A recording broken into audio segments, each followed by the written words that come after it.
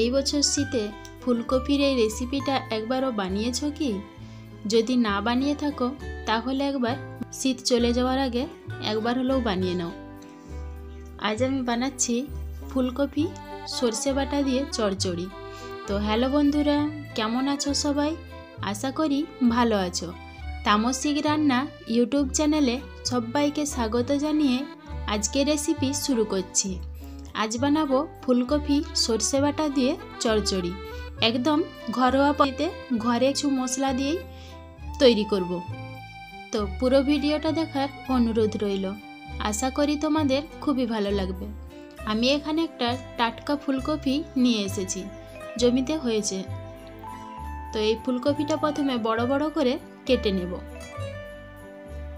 বড় সাইজ করে কেটে নিয়েছি, শুধু কোয়াগুলো ছাড়িয়ে নিয়েছি। যেগুলো খুব বড় ছিল সেগুলো মাঝখানে দুখাদি করে দিয়েছি। ব্যাস, কেটে ধুয়ে নেব। এবারে নিয়েছি ফুলকপিটা। আর এখানে যেহেতু চচ্চড়ি করব তাই সর্ষে আর কাঁচা লঙ্কা বেটে নেব। সর্ষে আর কাঁচা লঙ্কা একসঙ্গে বাটা হয়ে গেছে। এইদিকে আমি কড়াটা গরম করতে বসিয়ে দিয়েছিলাম আগে থেকে। কড়া গরম হয়ে গেছে, দিয়ে দিচ্ছি সরষের তেল। একটু বেশি করে দিয়ে দিলাম। এখানে আমি সরষের তেল দিচ্ছি, তোমরা চাইলে সাদা তেলেও ভেজে নিতে পারো। তেলটার মধ্যে একটু হলুদ দিয়ে দিলাম। হলুদটা দিয়ে এবারে দিয়ে দিচ্ছি ফুলকপি। হলুদটা দিলাম তার একটাই কারণ, এই যে ফুলকপিটা দিলে না ফটফট করে তেলটা ছিটকাবে, এই জন্য হলুদটা দিয়ে দিলে আর তেলটা ছিটানোর ভয় থাকে না। ফুলকপিটা সব দিয়ে এবারে একটু হালকা হাতে নেড়ে চেড়ে নিচ্ছি।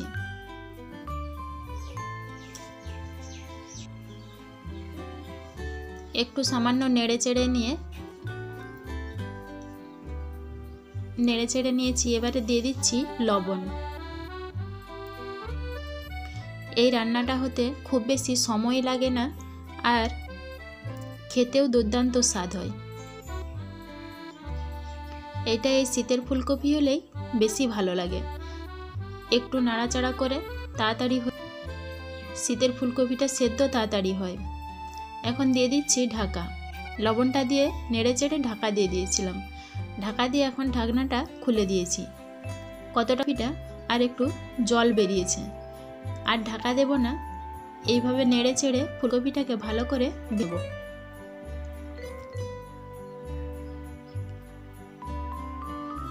শীত থাকতে থাকতে ফুলকপির এই রেসিপিটা একবার হলো বানিয়ে নিও।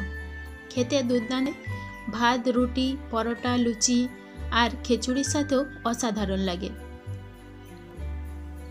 তো এইভাবে ভেজে নিয়েছি, এখন তুলে নিচ্ছি। দেখো খুব ভালো করেই ভাজা হয়ে গেছে, তুলে নিয়েছি। এখন ওই কড়াতেই দিয়ে দিচ্ছি আরও একটু সরষের তেল। তেলটা খুব ভালো করে গরম করে নেব। তেল গরম হয়ে গেছে, দিয়ে দিচ্ছি একটা শুকনো লঙ্কা আর একটু 5 ফোড়ন। ফোড়নটা একটু ভেজে নেব। ভাজা হয়ে গেছে ফোড়নটা। এখানে আমি একটা মিডিয়াম সাইজের পেঁয়াজ কেটেছিলাম, ওই পেঁয়াজটা ভেজে নেব। দিয়ে দিলাম পেঁয়াজটা এবারে ভালো করে একটু ভেজে নিচ্ছি।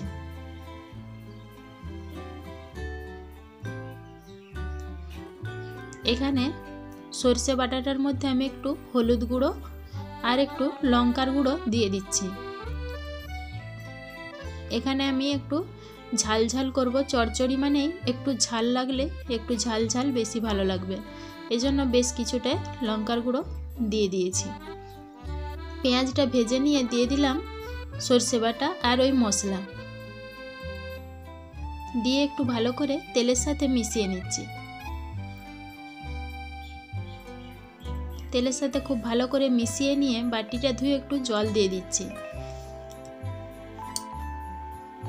জলটা দিয়ে মশলাটা খুব ভালো করে কষিয়ে নেব।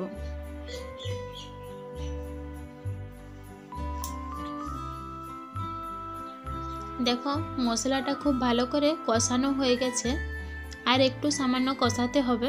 এখন দিয়ে দিচ্ছি একটা বড় সাইজের টমেটো কুচি, একটা বড় সাইজের টমেটো কেটে রেখেছিলাম, টমেটোটা দিয়ে মশলার সাথে মিশিয়ে নিচ্ছি।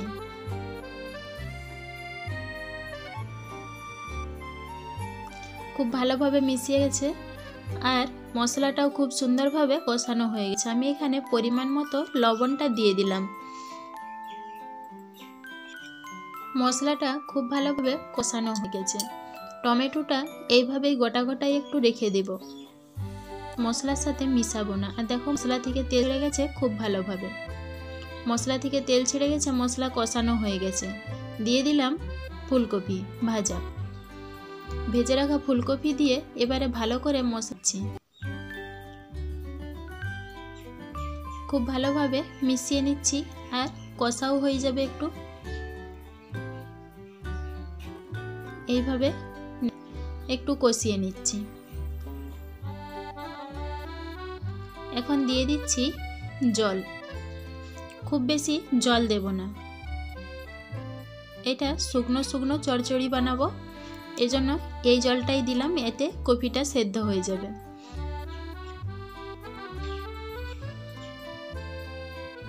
দেখো জলটা একটু মিশিয়ে দিলাম, এবারে ফুটতে দেব আর কপিগুলো সেদ্ধ করে নেব। ঢাকা দিয়ে দিচ্ছি যাতে কপিটা তাড়াতাড়ি সেদ্ধ হয়ে যায়। দেখো খুব সুন্দরভাবে সেদ্ধ হয়ে গেছে আর জলটাও শুকিয়ে গেছে।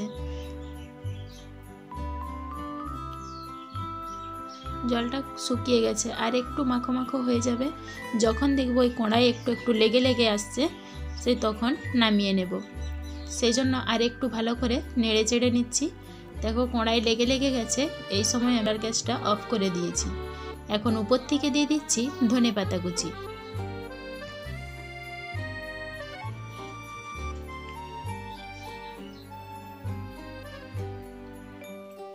বেশ অনেকটা পরিমাণে ধনেপাতা কুচি দিয়ে দিলাম যাতে স্বাদটা আরও দ্বিগুণ হয়। ধনেপাতা কুচিটা দিয়ে একটু মিশিয়ে নিচ্ছি।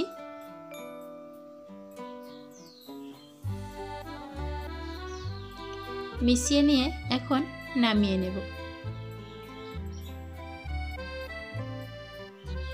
দেখো শুকনো শুকনো একদম গামাখো গামাখো হয়েছে চচ্চড়ি।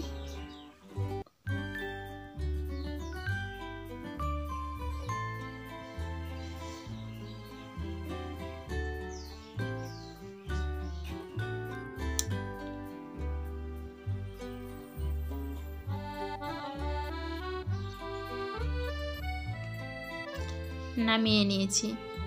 এবারে ভাত রুটি পরোর সঙ্গে পরিবেশন করো, আর খিচুড়ির সাথেও দারুণ লাগবে। তাহলে বন্ধুরা আজকের ভিডিও এখানেই শেষ করলাম। এতক্ষণ মৌসিক রান্না ইউটিউব চ্যানেল। পুরো ভিডিওটা শেষ পর্যন্ত দেখার জন্য সকলকে অসংখ্য ধন্যবাদ। আজকের রেসিপি তোমাদের কেমন লাগলো?